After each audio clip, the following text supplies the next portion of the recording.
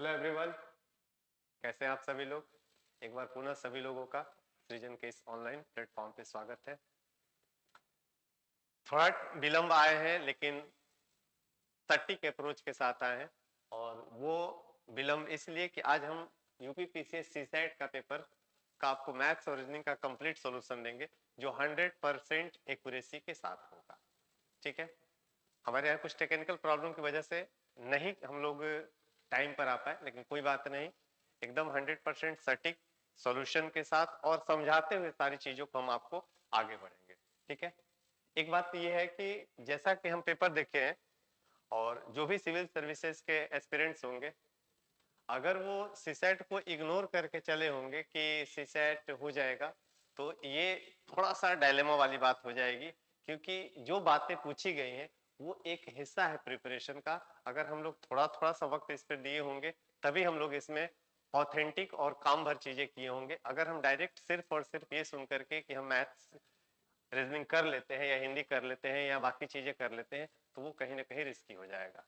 तो आप लोगों को से एक सुझाव ये है कि जब आप सिविल सर्विसेज की तैयारी कर रहे हैं, तो चूंकि ये सिर्फ और सिर्फ एक क्वालिफाइंग नेचर का पेपर है और सिर्फ प्री तक ही सीमित है, तो कम से कम आधा एक घंटा डेली इस पे भी आपको, जब तक प्री का एग्जामिनेशन नहीं होता है उसके पिछले 4 महीने से या 3 महीने का ड्यूरेशन लेकर के आधा एक घंटा रोज प्रैक्टिस करेंगे, तभी हम लोग इसमें कुछ सही कर सकते हैं जितना हमें रिक्वायरमेंट है। चलिए शुरू करते हैं पेपर। और जैसा कि आप लोग सेट पे देख रहे होंगे कि ये एक कोई कंप्लीट पेपर है। ये पेपर कोड इस पे तो दिख नहीं रहा है कहीं। हाँ, कोड ये है DSTF224 और सामान्य अध्ययन पेपर 2 है। ये किसी का एक ओरिजिनल पेपर है, उसी को हमने यहाँ पर लाया है और आप अपने पेपर के हिसाब से क्वेश्चन देख करके मिला सकते हैं। चलिए क्वेश्चन की शुरुआत करते हैं। और पहला क्वेश्चन क्रम इधर उधर हुआ होगा, लेकिन कोई बात नहीं, सारे क्वेश्चन हम आपसे डिस्कस करेंगे, सारा क्वेश्चन हम आपसे डिस्कस करेंगे। चलिए फर्स्ट क्वेश्चन की अगर हम बात करें तो ये एक सिंपल सा सवाल है प्रॉफिट एंड लॉस का। और प्रॉफिट एंड लॉस में ये क्वेश्चन जो बात आई है,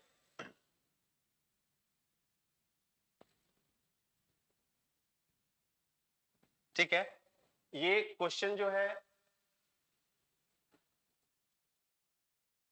कि सूर्या 45 कलम बेचकर 5 कलम के विक्रय मूल्य के बराबर में हानि उठाता है। ठीक है, तो उसका कुल हानि प्रतिशत क्या होगा। अगर हम इसको समझने की बात करें तो हम ये कह सकते हैं कि सेलिंग प्राइस यहां पर 45 रुपया है, 45 पेन का। ठीक, और 5 पेन का सेलिंग प्राइस लॉस है, तो लॉस जो है वो 5 रुपया है, 5 पेन के इक्वल। ठीक, तो हमें मालूम है कि सीपी जो होता है एसपी प्लस लॉस होता है, जो 50 होगा। और लॉस परसेंट की बात करते हैं तो लॉस होता है अपॉन सीपी इंटू 100, और लॉस 5 का है कितने पर, तो 50 पर, 5/50 इंटू 100। 10% आपके इस क्वेश्चन का आंसर आ गया, जो कि इस पेपर में ऑप्शन नंबर ए है इसका करेक्ट आंसर। ठीक है, मैं आप लोगों को क्लास में ये बात बताता हूं कि सेलिंग आर्टिकल के बाद कुछ आर्टिकल सेलिंग प्राइस के इक्वल में या तो प्रॉफिट हो सकता है या लॉस हो सकता है। तो वहां पर हम लोग शॉर्ट ट्रिक की जो बात करते थे, शॉर्ट ट्रिक की, उसमें ये था कि जितना प्रॉफिट या लॉस आर्टिकल है उसको लिख लीजिए, प्रॉफिट है तो डिफरेंस नीचे लिखिए और लॉस है तो सम लिखिए। तो लॉस का मतलब कम मिला है तो उसको देना पड़ेगा 45 5 50 हो जाएगा, और इंटू 100 कर देंगे तो ये 10% हो जाएगा। ठीक है, नेक्स्ट क्वेश्चन की ओर बढ़ते हैं। अगला सवाल, ये एक अलजेब्रिक एक्सप्रेशन है और इस एक्सप्रेशन का बोल रहा है कि गुणनखंड क्या होगा। तो सिंपल ये फॉर्मूला जोड़ने की बात हुई है।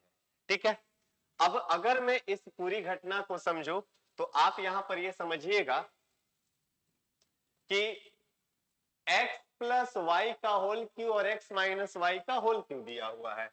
तो x प्लस वाई का होल क्यू होता है a cube plus b cube plus 3ab और कोष्टक में a प्लस बी, और a cube minus b cube, a cube minus b cube -3ab और कोष्टक में a माइनस बी होता है। अब इन दोनों को ऐड करने की बात किया है तो आप समझिएगा कि यहां पर माइनस लगा है तो ये तो माइनस हो जाएगा लेकिन ये प्लस हो जाएगा और ये इसके साथ प्लस हो जाएगा तो अल्टीमेटली हमारे पास ये कट जाएगा, ये हो जाएगा 2x क्यूब और इधर हमारे पास ये कैंसिल हो जाएगा, ये और ये हमारा मिलेगा तो 3xy ये मिल करके 3x y, यहां से मल्टीप्लाई करें 3x स्क्वायर y होगा और यहां पर चलेंगे तो 3x y को अगर आप इसके साथ मल्टीप्लाई कर देते हैं तो 3x प्लस y है तो 3ab कोष्टक में प्लस b, तो हमारे पास अगर इसको सॉल्व करते हैं तो ये माइनस हो जाएगा 3x square y plus 3x y square और ये घटना पे हमारे पास कट जाएगा, इधर 3 और 3 मिला करके हमको मिलेगा 6xy स्क्वायर। ठीक है, अब यहां से अगर हम चाहे तो 2x कॉमन कर ले तो यहां पर हमको मिलेगा x स्क्वायर और यहां पर 2 से ये 3 मिलेगा और y स्क्वायर मिलेगा, तो हमारा जो फैक्टर इसका मिलेगा 2x x स्क्वायर और प्लस 3y का होल स्क्वायर और 2x x स्क्वायर और प्लस 3y का होल स्क्वायर, जो कि ऑप्शन नंबर ए में दिख रहा है और यही हमारा करेक्ट आंसर होगा, ऑप्शन नंबर ए।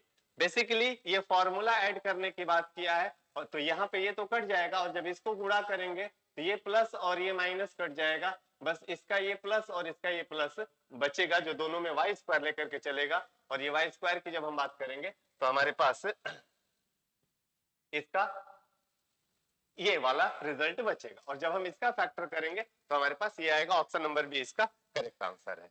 अगला क्वेश्चन की ओर बढ़ते हैं। नेक्स्ट क्वेश्चन,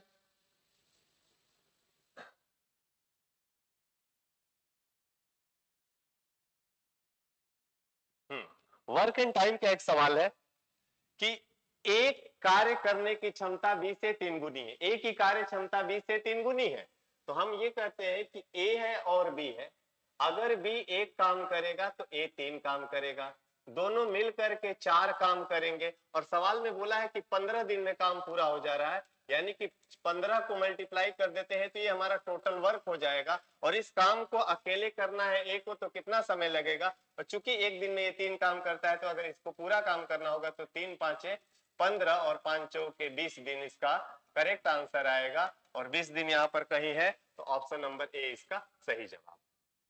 ठीक है, आपने देखा ये वर्क है एक एक दिन का, दोनों मिल जाएंगे तो 4 काम होगा एक दिन में और काम 15 दिन में चला है यानी कि 60 काम पूरा है और ए अगर अकेले करेगा तो 20 दिन उसको करेक्ट लगेगा क्योंकि 20 तिहाई 60 होता है। नेक्स्ट सवाल में है 40 संतरों का क्रय मूल्य 30 संतरों के विक्रय मूल्य के बराबर है, तो ऐसे सवाल में हम क्या करते हैं कि दोनों का डिफरेंस आप लिख लेंगे 30 है और नीचे हमेशा सेलिंग वाला आर्टिकल रखते हैं क्योंकि इक्वल में ये क्या होगा कि जो कॉस्ट प्राइस होगा वो सेलिंग आर्टिकल पर चला जाएगा और सेलिंग वाला जो होगा वो कॉस्ट पर आ जाएगा, तो नीचे हमेशा ये 30 आएगा यानी कि सेलिंग आर्टिकल और इसी को 100 से मल्टीप्लाई कर देंगे 10 तिहाई 30 और ये हो जाएगा 33 जो होता है 33.33%।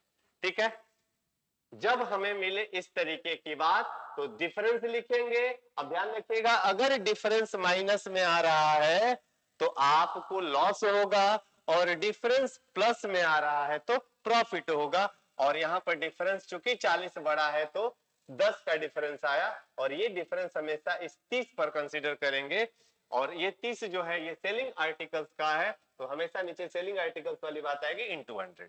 अगला जो क्वेश्चन है क्वेश्चन नंबर 7, एक आदमी अपनी आधी यात्रा 6 किलोमीटर पर आवर की स्पीड से कवर करता है और शेष आधी यात्रा 3 की स्पीड से कवर करता है, तो देखिए ये जो 57 नंबर क्वेश्चन है ये आपके जीएस में भी पूछा है, साइंस के हिसाब से लिहाजा से पूछा गया है कि एक बस आधा दूरी v1 की स्पीड से कवर करती है और बची हुई आधी दूरी v2 की स्पीड से कवर करती है, तो कंप्लीट जर्नी में उसकी एवरेज स्पीड क्या होगी। ठीक है, तो यहाँ पर एक सीधे सीधे सिंपल हम चाहे तो फॉर्मूला का इस्तेमाल कर सकते हैं और ये फॉर्मूला ये होता है कि अगर आपको एक डिस्टेंस को 2 इक्वल पार्ट में करके हाफ हाफ करते हैं और यहाँ पर अगर स्पीड x है और यहाँ पर स्पीड अगर y है तो एवरेज स्पीड जो होता है वो 2xy upon x plus y होता है। ठीक है, तो यहाँ पे रख देते हैं 6 3 18 दूना 36 हो जाएगा ऊपर, और नीचे हो जाएगा 6 और 3 9, 9 चौके 36, 4 इसका करेक्ट आंसर होगा जो ऑप्शन नंबर डी है।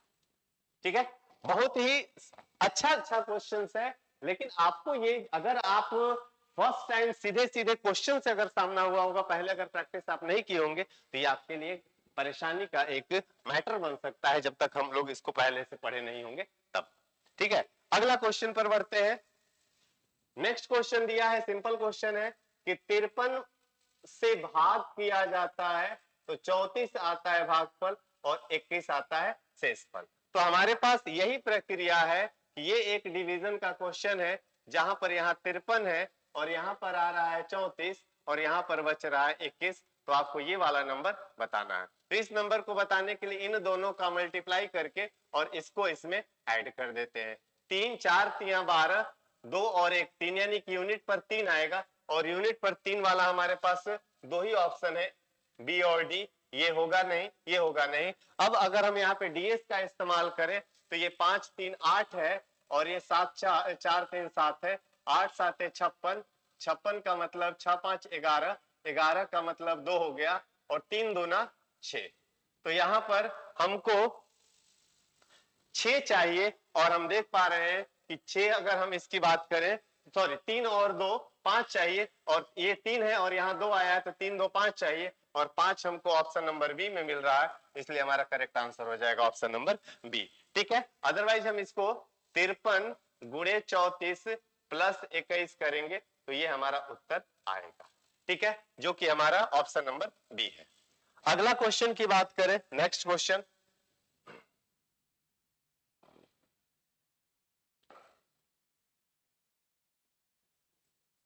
अगला क्वेश्चन है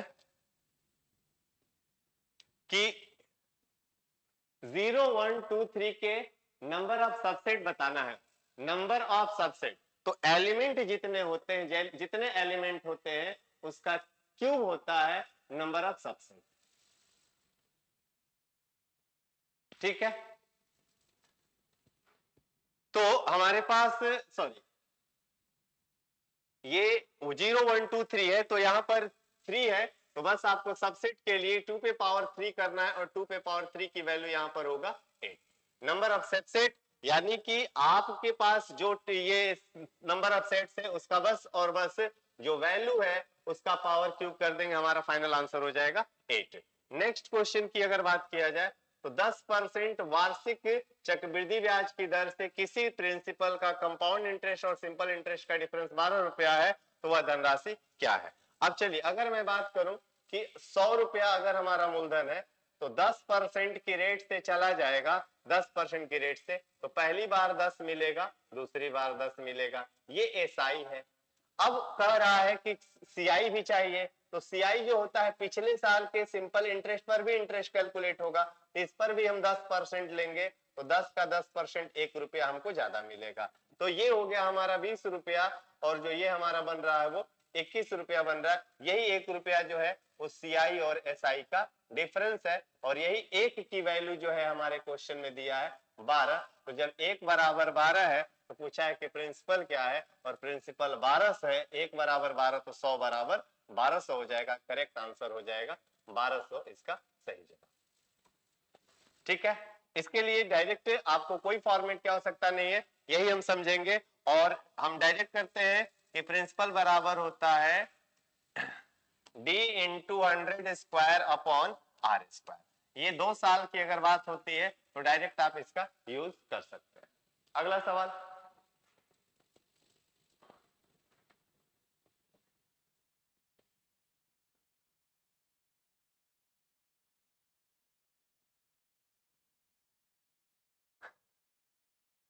अगला क्वेश्चन जो है ये सेट थ्योरी का क्वेश्चन है, जैसा कि सेट वाला सवाल था। ये ए की वैल्यू है, ये बी की वैल्यू है, सी की वैल्यू है, ए बी ए सी और सी बी का डिफरेंस बोला है, तो इसमें कुछ पैटर्न्स होते हैं उसको भी ध्यान में हम रख सकते हैं, और जब इन वैल्यू का डिफरेंस के फॉर्म में अगर ये पूरी वैल्यू लिखते हैं तो ये रिजल्ट में आ जाएगा 0, और 0 का मतलब नल सेट होता है, यानी कि हमारा ऑप्शन हो जाएगा ए। ठीक है, इन सबको अगर आप लिखेंगे a minus B minus A plus C minus C plus B, और ये पूरा टर्म्स लिखेंगे तो सारा कट जाएगा, 0 हो जाएगा, और 0 का मतलब होता है नल सेट, और नल सेट का मतलब होता है रिक्त समुच्चय। ठीक है, तो हमारा ऑप्शन हो जाएगा ए। नेक्स्ट क्वेश्चन है, ये बड़ा ही कंट्राडिक्ट सवाल है कि पाई के मान की गणना सर्वप्रथम किसने की थी। मैं आपको बता दूं कि पाई के मान की गणना सबसे पहले आर्यभट्ट ने ही किया था, और ये 494-95 में उन्होंने पाई की वैल्यू को 3.14 के रूप में इस्तेमाल किया था। अप्रोक्सीमेशन ऑफ पाई की जो थ्योरी है वो आर्यभट्ट दिए है, इसलिए मेरे हिसाब से सही जवाब होना चाहिए ऑप्शन नंबर डी। बाकी लोगों की बात नहीं है कि हम कर सकते हैं, आर्किमिडीज ने भी पाई के बारे में कुछ कहा है, पाइथागोरस और थेल्स की बात नहीं है।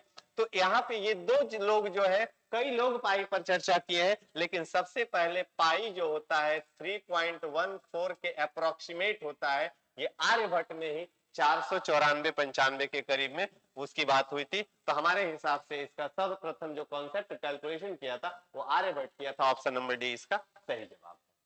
ठीक है, क्वेश्चन नंबर 48 में कह रहा है कि इस नंबर को इससे डिवाइड करने पर, ये रिमाइंडर थ्योरम का सवाल है, और रिमाइंडर थ्योरम क्या कहता है कि अगर कोई पॉलिनोमियल f ऑफ x है, इसको अगर आप डिवाइड करते हैं किसी नंबर से, अगर हम किसी नंबर से इसको डिवाइड करते हैं, तो आपको क्या करना है कि यहां पर इस टर्म्स को हम लोग इक्वल 0 कर लेते हैं, और जो x की वैल्यू आएगी वही यहाँ पे रख देंगे, जो रिमाइंडर आएगा हमारा आंसर हो जाएगा। तो अगर हम इसको सॉल्व करें तो ये हो जाएगा -3x/2 बराबर होगा -1 के, यहाँ से x बराबर हो जाएगा 2/3। अब x की जगह पे 2/3 हम रख लेंगे, यहाँ पे इसकी वैल्यू 2/3 रखेंगे तो ये हो जाएगा 8/27 माइनस 2 का स्क्वायर 4, 3 का स्क्वायर 9, 6 चौके 24/9 हो जाएगा ये। और 2x की बात करेंगे, 2 दूनी के 4 बट्टे में 3 तिरिका 9, सॉरी 2 दूनी के 4, 4 बट्टे में ये 3 ही रहेगा, और इधर -4 है। अब इसको अगर हम पूरा ओवरऑल सॉल्व करते हैं तो इसका करेक्ट आंसर आएगा -136/27। बस आपको क्या करना है, जहां x है वहां पे 2/3 रख करके यहाँ पे सॉल्व करना है, करेक्ट आंसर आएगा ऑप्शन नंबर सी। चलिए अगला क्वेश्चन की ओर बढ़ते हैं। एकदम 100% जितना भी आपको मैं बताऊंगा वो 100% ऑथेंटिक बात होगी, उसमें कहीं भी आपको अगर आयोग का भी पेपर आएगा मिलाइएगा, मुझे ऐसा लगता है मेरे मानने के हिसाब से ये 100% सिक्योर और 100% सेफ आंसर है। ठीक है, चलिए अब ये एक दिया गया फिगर है, ये काइट की तरीके का है, और काइट की फिगर में अगर बात होती है एक्सटर्नल किसी वर्टेक्स की, तो इंटरनल एंगल के सम के इक्वल होता है। अगर मैं कहूं कि ये 55 है, ये 45 है और ये 30 है, तो बस इन तीनों को आप मिला देंगे तो यहाँ वाला एंगल आ जाएगा। तो 55 और 45 100 और 30, ये 130 डिग्री हो जाएगा। तो 130 डिग्री इसका करेक्ट आंसर है। इसको दूसरा तरीका से भी हम समझ सकते हैं, देखिए अगर मैं इस लाइन को एक्सटेंड करके मिला देता हूं यहां तक, तो ये एक ट्रायंगल बन जाएगा, और जब ये ट्रायंगल बन जाएगा तो यहाँ पर एक एंगल होगा जो इस ट्रायंगल का बाह्य कोण होगा, और बाह्य कोण जो होगा अंदर वाले दोनों कोण के सम के इक्वल होगा। इसका मतलब कि ये 55 है तो ये 30 है, ये 85 डिग्री हो जाएगा, और जब ये 85 डिग्री हो जाएगा तो फिर हम इस ट्रायंगल की बात करेंगे तो ये बाह्य कोण हो जाएगा, और बाह्य कोण 85 और 45 का सम होगा जो 130 डिग्री के बराबर होगा। यानी हमारा करेक्ट आंसर हो जाएगा ऑप्शन नंबर बी। ठीक है,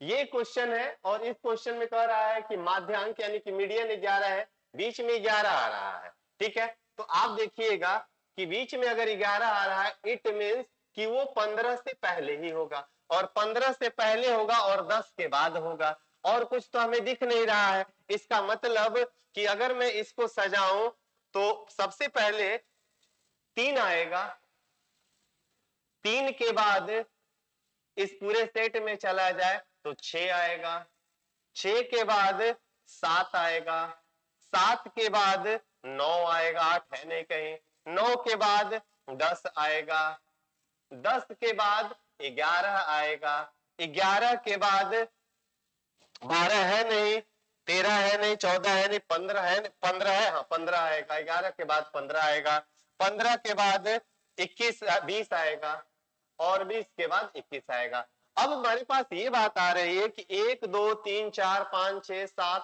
8 9 टर्म्स है, 1 2 3 4 5 6 7 8 9 टर्म्स है, ठीक है। तो 9 टर्म्स में अगर मैं बात करता हूं कि इसका मीडियन 11 है, तो 9 टर्म्स में बीच वाला नंबर 11 होगा, और बीच वाला टर्म्स का मतलब हो जाएगा कि हमारे पास ये अगर 11 है तो बीच में 11 है, 3 6 7 9 10 और 11, माध्यांक इसका 11 है, माध्यांक का मतलब मीडियन, मीडियन 11 है। तो जब हम नंबर को असेंडिंग ऑर्डर में अरेंज करेंगे 1 2 3 4 5 6 7 8 9, तो हमारा जो पांचवा नंबर होगा वही उसका माध्यांक होगा, और पांचवा नंबर हमारे पास ये आ रहा है 9, ये 4 के बाद, और 4 के बाद हमारे पास 10, और यहाँ पे 11 के माध्यांक 11 है, तो इसके लिए k+6 यूज कर लिए हैं कि माध्यांक 11 है और ये k+6 है। इसमें माध्यांक की बात करेंगे 3 6, 3 6 7 9, और 9 के बाद 10 है, और 10 तो 9 के बाद जो 10 आएगा ये माध्यांक होना चाहिए हालांकि, और k+6 15, 21 15 20, 1 2 3 4 5 6 7 8 9 नंबर है, 3 रात 11। खैर अगर हम इसको, हालांकि इसमें हमको थोड़ा सा डाउट लग रहा है कि 3 6 7 9, 3 6 7 9 के बाद 10 आ रहा है और माध्यांक के बीच में पड़ता है असेंडिंग ऑर्डर में लिखने के बाद, और तो 10 के बाद 11 आएगा, 11 के बाद 15 आएगा, फिर 20 आएगा और फिर 21 आएगा, तो 4 इधर हो जाएगा और 4 इधर हो जाएगा, तो इसका माध्यांक 10 हो जाएगा, और जबकि ये कह रहे हैं कि माध्यांक 11 है और 11 बना रहे हैं, और इसी को अगर ये सेंटर मान रहे हैं तो फिर के 6 5 और 11 5 होना चाहिए के का मान इसके हिसाब से। लेकिन 10 के ये 9 टर्म्स में माध्यांक हमेशा बीच में आएगा, 9 का एल 1 2 3 4 5 6 7 8 9, 9 है बीच वाला ही आएगा, और ये 11 का रिश्ता मतलब 11 बीच में है, और यहाँ पर इसके हिसाब से अगर हम असेंडिंग करेंगे तो बीच में 10 आ रहा है, 1 2 3 4 ये 10 है, ये थोड़ा सा क्वेश्चन में है, अगर हम इसी को मान ले सही तो फिर यहाँ पे के का मान 5 हो जाएगा, जो हमारा ऑप्शन नंबर ए है। ठीक है, चलिए अगला क्वेश्चन की ओर देखते हैं। नेक्स्ट क्वेश्चन,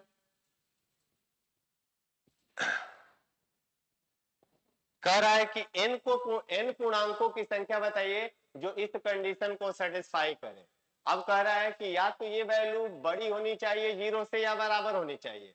अगर मैं 1 रखता हूं तो 1 बड़ा होगा 0 से, अगर n का मान 1 रखते हैं तो -1 आप +2 तो बराबर +1 होगा, ये बड़ा होगा या बराबर होगा 0 के, तो बड़ा तो होगा 0 से, और अगर 1 यहाँ पे रखें तो इसको 2 से डिवाइड कर दें तो ये भी हो जाएगा 1 बड़ा है या बराबर है 2 से, तो 1 बड़ा, ये गलत हो जाएगा। हमें यहाँ पर एक वैल्यू सेटिस्फाई करेगा 2, और 2 के लिए हमारा करेक्ट आंसर हो जाएगा, यानी कि n यहाँ पर एक ही सेटिस्फाई करेगा, वो होगा 2, तो हमारा करेक्ट आंसर हो जाएगा सी। ये नहीं पूछा है कौन सी वैल्यू रखी जाएगी, n पूर्णांकों की संख्या पूछा है, तो एक ही पूर्णांक सेटिस्फाई करेगा, वो है 2, और ये 2 सेटिस्फाई करेगा तो हमारा नंबर ऑफ आंसर हो जाएगा 1। ठीक है, अगला सवाल, 3 अंकों की सबसे बड़ी अभाज्य संख्या, ये सबको मालूम होगा 2 अंकों की 97 होता है और 3 अंकों की 997 है। ठीक है, अगला सवाल,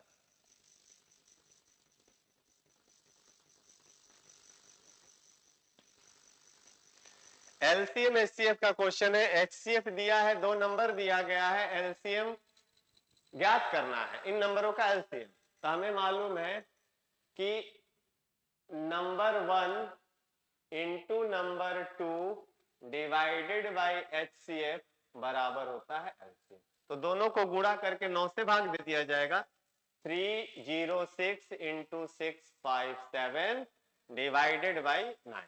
ठीक है, 6 3 9, 9 3 27, 9 चौके 36, कट गया, 7 चौक 28, यूनिट पर 8 आएगा, सारे पर ये इसको छोड़ करके सारे पर 8 आ रहा है। अब डिजिटल सम का अगर हम इस्तेमाल करें यहाँ पे, ये 34 हो गया है, तो 4 3 7 ये हो गया, और इधर हो गया 7 6 5 11 और 7 18, 18 का मतलब 9 और 9 का मतलब 0 हो गया। तो हमारा डिजिटल सम 0 आना चाहिए। देखते हैं कहाँ 0 आ रहा है। 3 3 6 4 10 और 8 18, 18 का मतलब ये 0 आ जाएगा। 3 3 6 और 8 14 और 2 16 और 2 18, यहाँ पर भी आ जाएगा। और यहाँ पर भी ये नहीं, 8 1 9 3 2 5 ये नहीं आएगा। तो हमारे हिसाब से 22,338, और तो यहाँ पे 34 है, 7 चौक 28, 7 चौक 28, 8 आएगा। और फिर 7 तिरिका 21, 6 पांचे 6 चौके 5 चौके 20, 21 और 20 41, 41 और 3 41 3 44 और 41 और 3 34 इंटू 6 5 7, 7 चौक 28, 7 तिरिक 21, 5 चौके 20, 41 41 और 2 43, 43 का 3 38 लास्ट में आएगा। 38 लास्ट में ऑप्शन नंबर बी में है, हमारा करेक्ट आंसर हो जाएगा ऑप्शन नंबर बी। तो 22,338 इस क्वेश्चन का सही आंसर होगा। चलिए आगे, इस ये रैकरिंग वाला सवाल है। इसमें सिंपल सा मतलब होता है जितने नंबर पे बार होता है उतना नीचे आपको 9 लगा देना है, और जो बिना बार का होता है उसके बदले में 0 लिखते हैं और उसको माइनस करते हैं। तो ये हो जाएगा 2 3 5, 2 डिजिट पर बार है तो 2 नीचे 9 आ जाएगा, और एक पर बार नहीं है तो एक 0 लगा देंगे और लास्ट में बिना बार वाले को माइनस कर देंगे। ये हो जाएगा 233 अपॉन 990। तो 233 बटा 990 इसका करेक्ट आंसर हो जाएगा। ठीक है। फिर सेट, प्रकार से कम और प्रकार से अधिक वितरण के लिए त्वरणवत वस्तुओं को प्रतिच्छेद करते हैं तो मूल बिंदु पर, औसतन, मध्यमान पर, माध्यिका पर और बहुलक पर। इसका करेक्ट आंसर होगा से कम। देखिए औसत क्या होता है, दो नंबर का औसत जो होता है एक से कम और दूसरे से ज्यादा होता है। एक से कम और दूसरे से ज्यादा होता है तो एक से कम और दूसरे से ज्यादा मध्यमान होता है। ऑप्शन नंबर बी इसका करेक्ट आंसर होगा, ये ध्यान रखिएगा। ठीक है।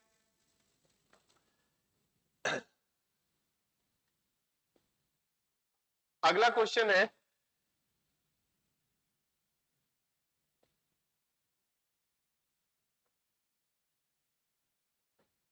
23 सेंटीमीटर क्यूब आयतन वाले 6 घनों के एक सिरों को दूसरे तक जोड़ा जाता है तो परिणामी घनाभ का क्षेत्रफल क्या होगा। घनाभ का क्षेत्रफल होता है 2LB plus BH plus HL, ये होता है क्यूबाइड का टोटल सरफेस एरिया। अब दो घनाभ है, दो आयतन वाले घन है, तो अगर ये घन है का आयतन है तो घन की भुजा A जो होगी वो 3 हो जाएगी, क्योंकि एक ही होता है वॉल्यूम। और कह रहा है कि इस तरीके से अगर एक घन है तो साथ में एक घन और जोड़ दिया गया, इसकी लंबाई इधर 3 इधर 3, यानी कि लंबाई 6 हो जाएगी। तो L 6 हो जाएगा, B 3 ही होगा और H भी 3 ही होगा। तो अब हमको इसी को रख देना है, तो LB 6 18 हो जाएगा, HL ये भी 18 हो जाएगा और BH 9 हो जाएगा। तो 18 18 36 और 9 45, 45 का दुगना 90, इसका करेक्ट आंसर हो जाएगा ऑप्शन नंबर बी। ठीक है। इसमें ट्रायंगल की बात हो रही है, तो अगर हम इसमें ट्रायंगल की बात करें तो आपको एक चीज तो सबको मालूम होगा कि अगर ये एक ट्रायंगल है और इसके बीच में वर्टेक्स हम एक लाइन ड्रॉ करते हैं तो इसमें दो टुकड़े हैं, इसमें त्रिभुजों की संख्या 1 + 2 = 3 होगा। इसमें ट्रायंगल 3 होगा, तो अगर 3 होगा तो ऐसे फिगर इसमें कितने हैं, एक फिगर ये है, इसमें 3 हो गए, एक फिगर ये है, इसमें 3 हो गए, एक फिगर ये है, इसमें 3 हो गए। तो 3 3 6 3 9 तो ऐसे ही हो गया, और एक ये पूरा का पूरा ट्रायंगल है 10 हो गया, और एक के एक ये पूरा ट्रायंगल है, और ये पूरा ट्रायंगल मिलकर के एक और बढ़ गया, तो 10 और 1 11 इसका करेक्ट आंसर है। ऑप्शन नंबर ए इसका करेक्ट आंसर है।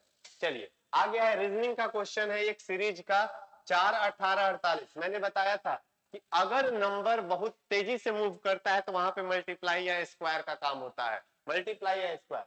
अगर मैं मल्टीप्लाई को सोचूं तो 4 चौके 16 और 2 18 हो जाएगा, और फिर 4 गुना करेंगे तो 18 दूना 36, 18 तिया 54 हो जाएगा, ये बहुत दूर की बात हो जाएगी। ठीक है। 3 गुना करेंगे तो 4 तिया 12 6 18, और 3 गुना के बाद अगर यहाँ भी 3 गुना करते हैं तो 18 तिया 54 ज्यादा हो जाएगा। अब ये मैटर जो है ये सिंपली एक मल्टीप्लीकेशन नहीं काम कर रहा है। अगर मैं कहूं कि 4 है तो आप कहेंगे कि हाँ सर ये 2 का स्क्वायर इंटू 1। ठीक है। 2 का स्क्वायर गुणे 1 है, ये 9 है। 18 है तो 3 का स्क्वायर इंटू 2 है। ठीक, 48 4 का स्क्वायर इंटू 3 है। अब आगे आएगा 5 का स्क्वायर इंटू 4, तो 5 का स्क्वायर 25, 25 गुणे 4 100 आ जाएगा इसका आंसर। और फिर आ जाएगा 6 का स्क्वायर 36, 36 गुणे 5 36 5 180 आ जाएगा, सही है। यानी इसका करेक्ट आंसर है ऑप्शन नंबर ए 100। क्या इसका पैटर्न मिला? 2 से स्क्वायर करते जा रहा है और 1 गुना 2 गुना 3 गुना 4 गुना 5 गुना का ये सीरीज लेकर के आगे बढ़ना है। ठीक, अगला क्वेश्चन है x प्लस 1/x। हमारे लास्ट वीडियो में आप देखेंगे अलजेब्रा वाला, अलजेब्रिक एक्सप्रेशन में कुछ क्वेश्चन डाले, उसमें ये पैटर्न हमने क्वेश्चन करवाया है। और ये बात हर बच्चे को मालूम होगा इस समय, इस आधुनिक समय में, स्मार्ट समय में, कि x प्लस 1/x अगर 2 होता है तो x हमेशा 1 होता है। x का मान हमेशा 1 होता है, और 1 अगर है तो इधर 1 ही रह जाएगा x के जगह पर। तो 1 का स्क्वायर करिए, क्यूब करिए सारा, तो बस आपको नंबर जोड़ देना है। x तो 1 है तो 2 2 4, ऊपर 4 आ गया और नीचे 4 3 7 3 10 आ गया। 4/10 यानी कि 2/5 इसका करेक्ट आंसर हो गया। 2/5 ऑप्शन नंबर बी है। ठीक है, अगर x प्लस 1/x 2 है तो x डेफिनेटली 1 होगा, ये ध्यान में रखना है। और अगर -2 है तो x डेफिनेटली -1 होगा। अगला क्वेश्चन,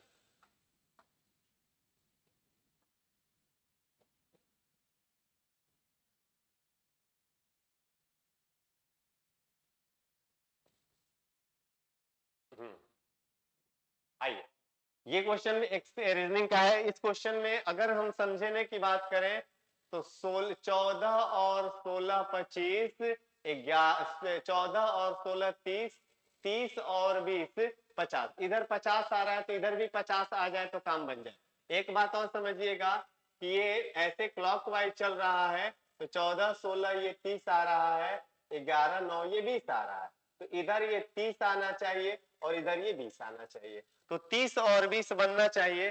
तो 12 है, 12 में अगर 18 जोड़ देंगे तो 30 बन जाएगा, और 13 में 7 जोड़ देंगे तो 30 बन जाएगा। इसका मतलब x 18 बन रहा है और y 7 बन रहा है। x 18 और y 7, ऑप्शन नंबर सी इसका करेक्ट है। ठीक है, मेरे हिसाब से यही इसका सही तर्क है। अगला क्वेश्चन है, यदि किसी संख्या के सभी अंकों को में एक स्थिर संख्या जोड़ दी जाए, किसी श्रृंखला के सभी अंकों में एक स्थिर संख्या जोड़ दिया तो निम्नलिखित में से किसके मान परिवर्तन नहीं होंगे। अब ध्यान दीजिएगा, औसत अगर कुछ भी जोड़ते हैं तो एवरेज बढ़ेगा, कुछ भी जोड़ेंगे तो माध्य जो होगा, माध्यांश बीच वाली नंबर भी चेंज हो जाएगा, कुछ भी जोड़ेंगे तो बहुलक बदल जाएगा, नंबर चेंज हो जाएगा, बहुलक की वैल्यू अलग आ जाएगी। स्टैंडर्ड डेविएशन जो है, मानक विचलन है, उनके बराबर संख्या जोड़ने से बीच का अंतर नहीं बदलेगा। मैं आपको छोटा सा एग्जांपल समझा रहा हूं। अगर ये कह रहे हैं कि ये 5 और 7 है, तो 5 और 7 में 2 का अंतर है। ठीक है, डेविएशन यहाँ 2 का है। अगर मैं कहूं कि नहीं, इसमें भी 2 जोड़ देते हैं और इसमें भी 2 जोड़ देते हैं, तो ये 7 हो गया और ये 9 हो गया। अब 7 और 9 में भी गैपिंग 2 की, यहाँ भी डेविएशन 2 का है। यानी कि मानक विचलन जो है वो नहीं चेंज होगा, डेविएशन पर कोई इफेक्ट नहीं पड़ेगा। ठीक है, चलिए अगला सवाल है कि ये तो रट्टा वाला क्वेश्चन है। वर्ग की भुजा दुगनी कर दी जाती है। ध्यान दीजिएगा, स्क्वायर और सर्कल, स्क्वायर का साइड और सर्कल का रेडियस जितना गुना करते हैं, स्क्वायर जो उसका एरिया होता है उसके स्क्वायर के गुना चेंज होता है। तो कह रहा है कि वर्ग की भुजा दुगनी कर रहे हैं, तो इसका मतलब कि ए स्क्वायर है, अब ये दुगना करेंगे तो 2a 4a स्क्वायर बनेगा, यानी कि एरिया जो है 3 गुना बढ़ रहा है। और वृद्धि बोल रहा है तो 4a में से a स्क्वायर निकालेंगे तो 3a स्क्वायर ये हमारा प्लस हो रहा है। बोल रहा है कि क्षेत्रफल कितना बढ़ जाएगा, तो 3 गुना बढ़ जाएगा। हमारा करेक्ट आंसर होगा 3 गुना। ठीक है, 4 गुना हो जाएगा। 4 गुना होने का मतलब हो गया 400% हो जाएगा। बढ़ेगा कितना, 300%, और 300% का मतलब होता है 3 गुना। ठीक है, चलिए ये यहाँ पे गलती होने का जगह है, बच्चे जल्दीबाजी में 4 गुना कर लेंगे और ये गड़बड़ हो जाएगा। 4 गुना यानी 400% हो जाएगा एरिया। बढ़ने की बात किया तो 100% तो पहले से ही हम है, बढ़ा कितना, 300%। ठीक है, अगला सवाल, अगला क्वेश्चन जो है दिया गया है कि 196 रुपया है, 196 रुपया है, और ये 196 रुपया 300 बच्चों में बांटना है। 1 रुपया और 1 रुपया, 1 रुपया मिलेगा लड़कियों को और लड़कों को 50 पैसा। गर्ल्स को 1 रुपया मिलेगा और बॉयज को 50 पैसा, यानी 1/2 रुपया। अब यहाँ पर कई तरीके से हम लोग इसको सोच सकते हैं। सिंपल तरीका आपको हम बताएं, हमने कहा कि मान लो कि सबको अगर 1 रुपया मिलता है, सबको अगर 1 रुपया मिलता है, तो आप कहेंगे कि सर 300 रुपया मिल जाना चाहिए। जब सबको 1 रुपया मिलेगा तो 300 बच्चे हैं, 300 रुपया मिलेगा, लेकिन 196 ही मिला है। रही बात 104, मैंने ज्यादा ले लिया, 104 तो मेरे पास है नहीं। अब जा करके दिमाग खुला कि नहीं, लड़कों को तो 50 पैसा ही देना है। इसका मतलब ये जो 104 रुपया ज्यादा हम जोड़ लिए हैं, वो लड़कों की वजह से 50-50 पैसा बढ़ने की वजह से आया है। तो इसका मतलब कितने लड़के होंगे कि आपको 104 रुपया मिलेगा अगर 50 पैसा देना होगा तो बस इसमें 1/2 से भाग दे दीजिए, ये हो जाएगा 208। इसका मतलब कि लड़के 208 है। और सवाल में पूछा क्या है क्वेश्चन में कि लड़कों की संख्या बताइए। ऑप्शन नंबर बी इसका करेक्ट आंसर है 208। ठीक है, ये जेएसएम विधि है। छोटी वैल्यू को हम कंसीडर कर लिए, हम तो यहाँ पे बड़ी वैल्यू को कंसीडर किए हैं। आप सबको अगर इतना ही देते तो 150 रुपया होता, और जब 150 रुपया होता तो आपने सोचा कि 150 रुपया में हम मेरे पास तो 46 रुपया ज्यादा कहां से आ गया। तब आपको याद आया कि नहीं, बच्चों की जो वैल्यू है उस बच्चों की वैल्यू में मैंने 50 पैसा रोका हुआ है। तो इसका मतलब कि वो अगर हमारे पास 46 रुपए है तो सारे बच्चों को देना होगा तो कितना कितना देंगे, तो उस हिसाब से आपका कैलकुलेशन हो जाएगा। ठीक है, एलिगेशन से भी कर सकते हैं, सिंपली तरीका से भी कर सकते हैं। नेक्स्ट क्वेश्चन,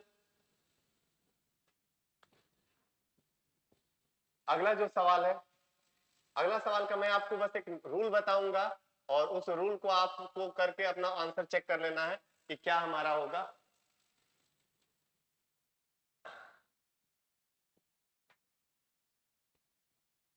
रूल ये है, कह रहा है कि किसका गुणनखंड x-4 है।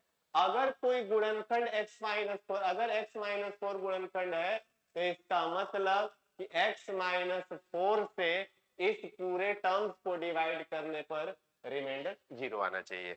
अगर रिमाइंडर 0 आता है तो हम कहते हैं कि यह इस नंबर का फैक्टर है। तो आपको x बराबर 4 यूज कर लेना है और x बराबर 4 यूज करके देखना है कि कहां पे 0 के इक्वल वैल्यू आ रही है, बराबर 0 आना चाहिए, बराबर 0। अब जिसमें 0 आ जाएगा x बराबर 4 रखने पर वो आपका आंसर हो जाएगा। और ये भी देखना है कि इसको भी सेटिस्फाई करे 2x - 1, तो इसका मतलब यहां से x बराबर 1/2।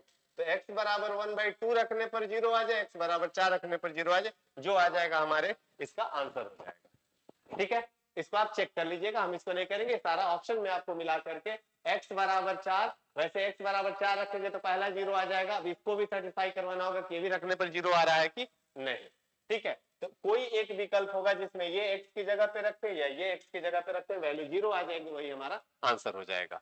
ठीक है, अगला क्वेश्चन है 13 संबंधित है 2190 से। अगर ये बात अगर किसी को याद होगी कुछ चीजें ना, तो ये देखते ही दिमाग में आ जाएगा।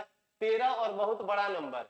ठीक है, तो 13 का क्यूब जो होता है मेरे भाई, वो होता है 2197। लिखा है 2190 यानी कि 7 कम करके 2190, तो यानी कि क्यूब करके 7 कम किया है। तो 14 का क्यूब करेंगे, 14 का क्यूब 27 से 44 होता है, इसमें से 7 कम करेंगे 2737। इसका आंसर आना चाहिए ऑप्शन नंबर सी, इसका करेक्ट आंसर होगा। ठीक है, क्यूब करके, अब देखिए 13 से 21 गुणा भाग सब कुछ फेल कर जाएगा। ये कुछ कॉमन चीजें हैं जो कि दिमाग में रखते तुरंत स्ट्राइक करते हैं, करीब 13 2190, बगल में 2197, इसका क्यूब आ जाएगा। अब जैसे हम कहें कि 11 है और 120 है, तो आप किसी भी मूल के नागरिक होंगे अगर तैयारी में होंगे तो तुरंत पहले दिमाग में आएगा कि 11 से 120 स्क्वायर -1 है, 11 का स्क्वायर से एक कम है। ये सोचने पर कुछ चीजें दिमाग हमारी बैठी हुई है और हम अपने दिमाग को एक लिमिट दायरे तक फिक्स कर दे, इसकी वजह से थोड़ा सा डेटा बढ़ जाता है, हम उतना सोच ही नहीं पाते क्योंकि हम दिमाग का उतना काम करवाए ही नहीं होते हैं पहले। ठीक है, चलिए अगला क्वेश्चन, एक वृत्त की त्रिज्या, देखिए वही पुरानी बात आ गई, स्क्वायर सर्कल सब कुछ एक क्लास में हम रटवाते हैं, याद करवाते हैं कि ये बस याद कर लो।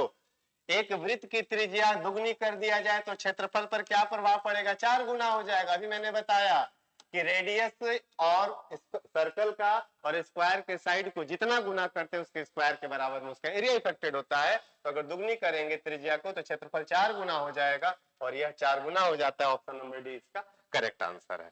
ठीक है, अगला क्वेश्चन,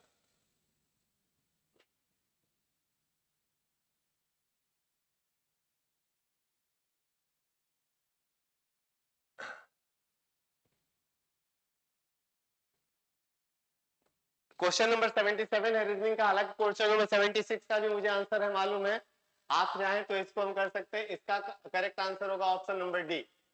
ठीक है, समस्या समाधान की वह प्रक्रिया जहां समस्या का केवल एक ही उत्तर होता है, वह होता है अभिसारी चिंतन यानी कन्वर्जेंट थिंकिंग। डाइवर्जेंट थिंकिंग में अलग अलग लोग सोचते हैं, उत्तर अलग अलग आते रहते हैं, लेकिन यहाँ पे चाहे लाख नियम लगा लेते हैं लेकिन विचार एक ही जगह आकर के सेंट्रलाइज होता है, तो ये अभिसारी होता है। ठीक है, छोड़ दीजिए। अगला सवाल है, किसी सिद्धांत के आधार पर निम्नलिखित क्रम में विलुप्त संख्या को ज्ञात करिए। ये मिसिंग नंबर है, जितने नंबर है उन नंबरों का हर नंबर का यूज करके एक रिजल्ट बनाया जाता है। ध्यान रखिएगा, आपको वर्टिकल या हॉरिजॉन्टल या तो इस डायरेक्शन में इस डायरेक्शन में हमें सोचना होता है। ठीक है, यही इसका तरीका होता है। जैसे यहाँ पे 10, 3 और 15 है, तो इसमें से किसी दो का यूज करके एक बनाया जाएगा। ठीक है, तो हमें तो एक चीज यहाँ पे तुरंत दिख रहा है कि देखिए 10 और 4 14 होता है और 14 का आधा 7 है। ठीक है, 21 और 15 36 होता है, 36 का आधा 18 है, तो 9 और 3 12 होगा, 12 का आधा यहाँ 6 होना चाहिए, और 6 हमारे ऑप्शन में है, और एकदम सटीक लॉजिक ऑप्शन नंबर डी इसका करेक्ट आंसर है। ये एक सीरीज का सवाल है, 7 11 19 35 मल्टीपल इंक्रीज कर रहा है। 7 4 11, 4 बढ़ा, 11 19, 8 बढ़ा, 19 35, 16 बढ़ा, अब 32 बढ़ेगा, पहाड़ा चल रहा है 4 का 8, 4 दूना 8, 8 के जीपी में चल रही सीरीज, 4 8 16 32, अब 64, अब 64 बढ़ाएंगे तो 7 4 11 यूनिट पर 1 आएगा, और 6 6 12 और 1 13, 131 आएगा, 131 ऑप्शन नंबर डी इसका करेक्ट आंसर है। ठीक है, 64 और 67 मिलकर के 131 बनेगा। अगला है, ये अलग कंप्यूटर का क्वेश्चन है मुझे ऐसा लग रहा है, आगे चलते हैं देखते हैं और कुछ है ऐसा।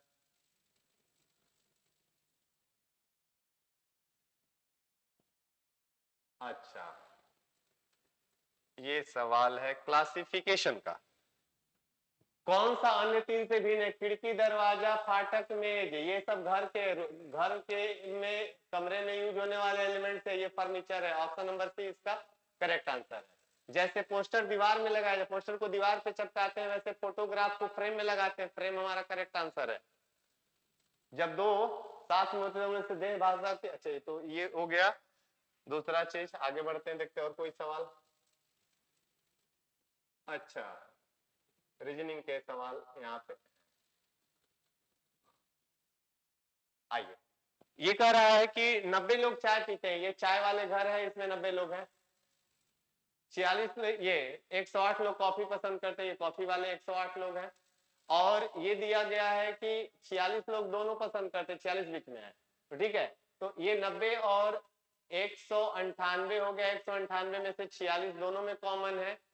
ठीक है, तो 46 को माइनस कर देते हैं, तो 8 में से 6 गया 2, और 19 में से 4 गया 15। 152 बच्चे हमारे पास हैं जो कि या तो चाय पीते हैं या केवल कॉफी पीते हैं या दोनों पीते हैं। कह रहा है कि कुछ भी पसंद नहीं कर रहे होते। 152 48 का डिफरेंस ले रहा है 200 में से 48, इसका करेक्ट आंसर हो जाएगा। 200 में से 152 को माइनस कर देंगे आप, 152 को आप 200 में से माइनस कर देंगे तो ये आ जाएगा 48 हमारा करेक्ट आंसर।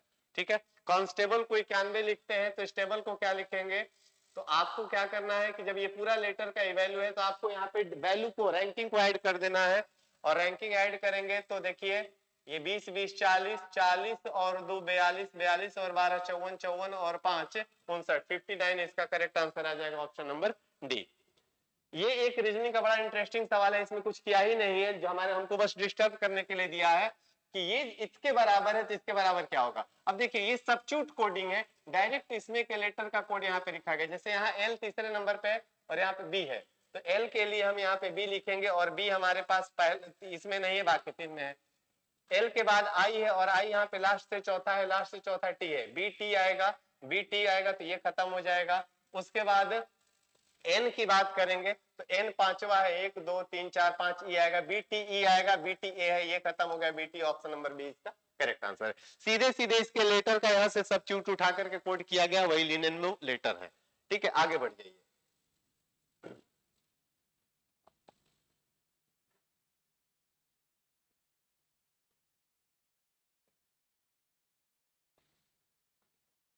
और कोई क्वेश्चन देख ले एक बार। इतना ही क्वेश्चन है भाई साहब। थैंक यू सभी लोगों को। और ये जो हम अपने संज्ञान में लेते हुए मैंने पूरे क्वेश्चन को लगभग लगभग सटीक बताया है। अगर कहीं त्रुटि होगी तो इसके लिए हम क्षमा चाहते हैं। Thank you very much.